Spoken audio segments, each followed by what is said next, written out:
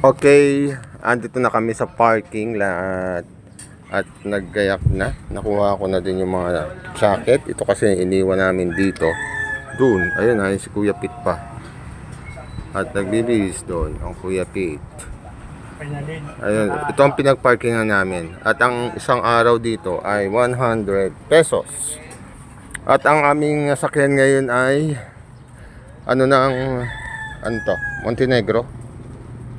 Ang presyo ng aming ticket. Yun, Montenegro. Paglalaki, Montenegro. So, Montenegro nga. Hindi sa Montenegro yun eh. Montenegro. So, 2,700 ang pamasahe namin mula dito sa Katiklan going to Rojas. At ayan ang pogi kong Kuya Noel. Ando ng magandang Ate Juliet. Batadan. Batadan. Wala kang magagawa. Batadan. Sama lang kami. Batadan. Sama. Ride pa more. Ride pa more. Ride pa more. Yes, ride pa more. Ride pa more. Dito kami Sanay na sa Bagyo. Yes. Planted ka man. May tutulugan. Wala kang problema sa tutulugan na yan. May tent tayo kahit dito lang eh.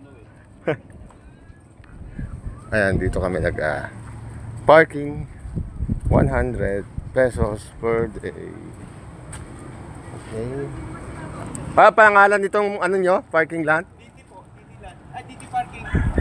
Didi? Didi parking. Ang telephone number? May telephone number? Opo. Anong alam mo? 0956984403. Ayun, nakuha na. Salamat. At yun ay malapit sa Metrobank. Ayun walking distance lang ang pier.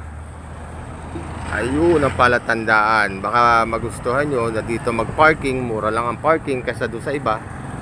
Sa iba ay 250 per day. So, ayun, tapat halos ng Eurotex American, yung Neg. Ayun, Neg. Ayun Neg. Neg Marketing. Ayun Okay. Katiklan branch nakalagay. Okay, Katiklan branch. So, pauwi na kami at mamaya ang aming alis na 1 o'clock.